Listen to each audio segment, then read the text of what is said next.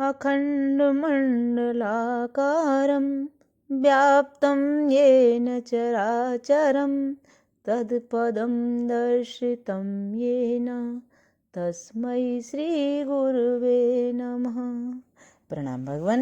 आत्मदर्शी बाबा नगीना साहब जी द्वारा रचित अद्भुत ग्रंथ वेदान वचन का भगवान ज्ञान कांड का 4th अध्याय चल रहा है।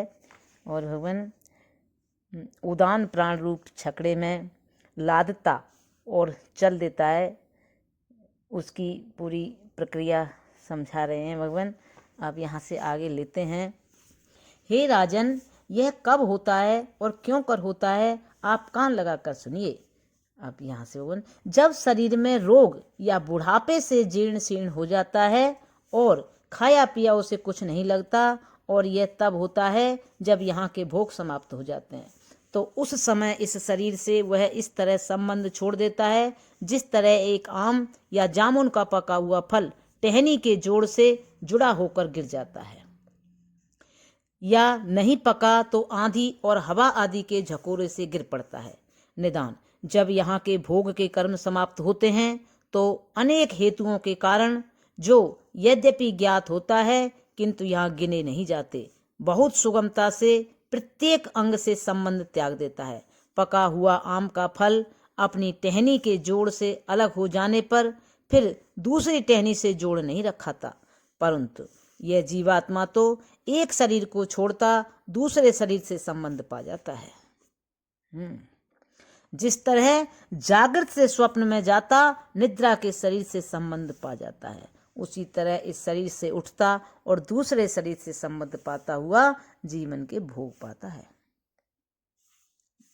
स्वप्न की अपेक्षा मृत्यु में उससे भी बढ़कर विचित्रताएं हैं, क्योंकि स्वप्न में तो शरीर को एक तरह से छोड़ता है और एक तरह से नहीं छोड़ता, और दूसरे यानी ख्याली शरीर से संबंध भी पा जाता है, किंतु मृत्यु में उसका संबंध 2 प्रकार का होता है।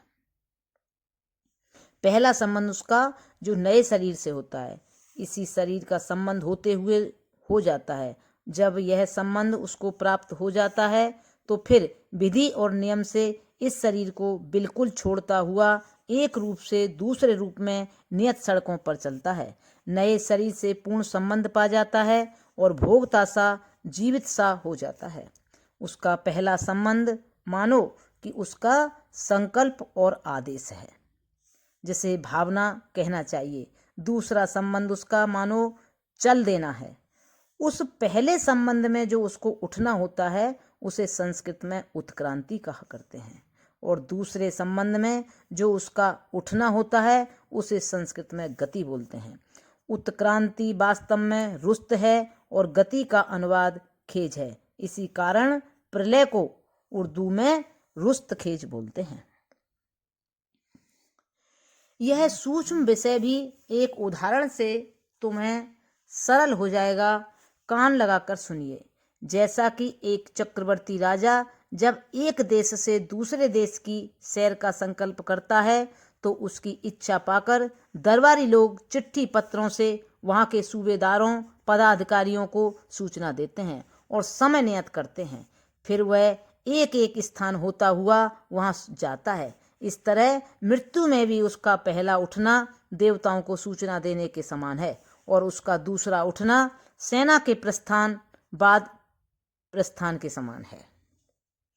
निष्कर्ष से इस सारे का वास्तव में यह सार यह है कि इंद्रियां क्या आध्यात्मिक,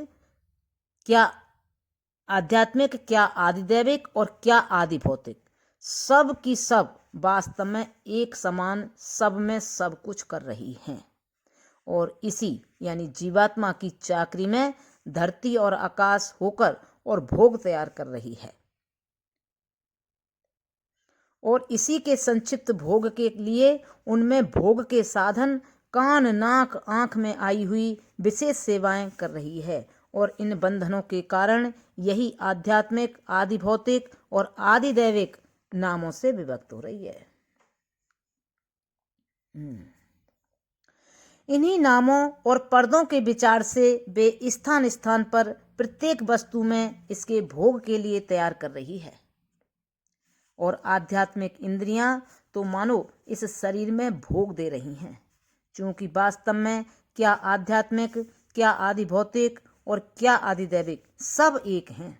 इसीलिए जब यह राजा के समान दूसरे देश में जाना चाहता है तो यही आध्यात्मिक इंद्रियां जो देह में परछिन्न और बंद हैं खुलती हैं और आदि भौतिक तथा आदि दैविक इंद्रियों से एक हो जाती हैं और नियत समय पर उसके भोग के लिए शरीर और भोग के साधन तथा भोग तैयार करती हैं। और जब तक इस शरीर से भी संबंध नहीं छोड़ती तब तक इसको वास्तव में उत्क्रांति या पहला उठना नाम देते हैं। इन इंद्रियों का पहला उठना ऐसा है जैसा कि सूर्य से निकलती हुई किरणें धरती पर झटपट पहुंच जाती हैं और धरती और आकाश में फैलती हुई भी सूर्य से पूर्ववत संबंध रखती हैं। किंतु कल्पना करो कि सूर्य धरती पर उतर आवे तो किरणें भी साथ उतर आवे। यह उतरन दूसरे प्रकार का है। ऐसा ही प्राणों की उत्क्रांति और गति का हाल होता है।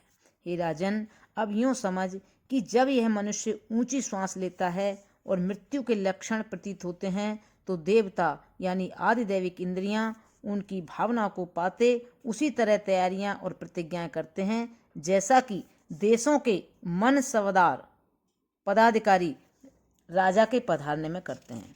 देखो, जब चक्रवर्ती राजा दूसरे देश में जाना चाहता है तो उस देश के पदाधिकारी तथा उच्च अधिकारी, क्या कमिश्नर, क्या डिप्टी कमिश्नर, वरन तहसीलदार, कोतवाल, नंबरदार और चौकीदार जगह जगह सूचित होकर कोठियां और गोदाम का प्रबंध करते हुए प्रतीक्षा करते हैं कि हमारा राजा यह आता है, यह आता है।